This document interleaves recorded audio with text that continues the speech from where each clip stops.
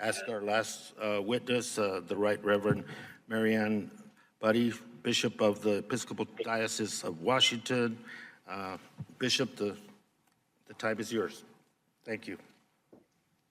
Thank you, Chairman Grijalva, Ranking Member Bishop, and members of the committee. Thank you for the opportunity to testify today. As you said, my name is Mariann Budde. I serve as Bishop of the Episcopal Diocese of Washington, which counts among its parishes St. John's Lafayette Square.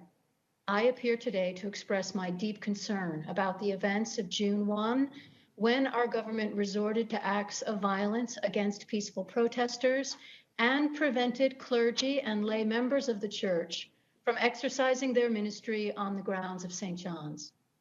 We in the Episcopal Church believe that the issues of racial and social justice are core tenets of the Christian faith. The Bible teaches that all human beings are created in the likeness and image of God. As children of God, all are to be treated with equal dignity and respect. Embedded in our nation's history and institutions is the shameful abuse of Black Americans and other persons of color, justified by the sinful notion of white supremacy, that whiteness is the human standard from which all other human beings deviate and are somehow less human, less worthy of equal treatment. And as Christians, we are called by God to rectify that injustice. Our faith compels us to join those around the country and the globe who have engaged in nonviolent protest, to call for an end to racist policies and practices, and to say clearly with one voice that Black lives matter. Now, for Episcopalians, the issue of racial justice is a shameful part of our history, for we were once the church of slave holders. And like the White House, St. John's Lafayette Square was built with enslaved labor. Yet throughout our history, our noblest members have fought for the liberation of the enslaved, full human and civil rights for all people, and to be a church that welcomes all.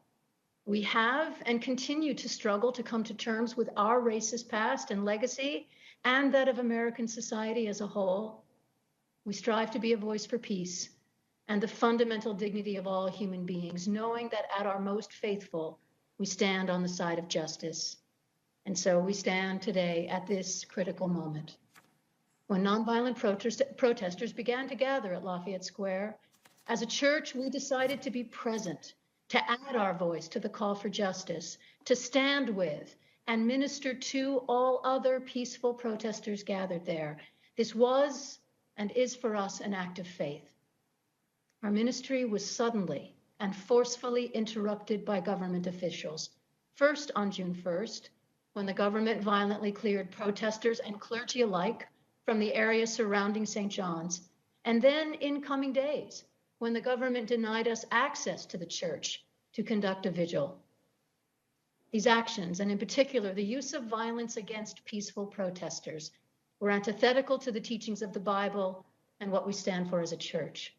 When our government announced its intention to use military force against American citizens in the Rose Garden that day, it struck me as an escalation of violence that could cause unnecessary suffering. Then, to see the government carry out that threat moments later, I was horrified. It was dehumanizing and in violation of the protesters' right to be in that space. Then, when the president held up a Bible outside our church, as if to claim the mantle of spiritual authority over what had just transpired, I knew that I had to speak. Nowhere does the Bible condone the use of violence against the innocent, especially those who are standing up for justice. It was a misappropriation of Scripture and a usurpation of our sacred space. I raised these issues to call attention to an abuse of power on the part of our government, which is also at the heart of the larger struggle for racial justice. While it's true, there have been instances of vandalism at St. John's in recent weeks, we cannot let those events and others overshadow the fundamental cause of justice. People across our nation are united as never before in recognizing that the way we police our communities needs to change. The way we treat people of color in this country needs to change. Yes, we care deeply about our churches as buildings, But in the end, buildings can be rebuilt, windows can be replaced, pillars can be repainted. We can never bring back the lives that have been lost due to horrific police violence. These deaths are the true outrage. George Floyd, Breonna Taylor, Elijah McClain, and so many more. I don't want anything that has happened at St. John's, either before the protests or in the weeks since, to distract us from that fact. Black Lives Matter, and our faith compels us to seek equal justice for all people. Thank you, and I look forward to answering any questions you might have.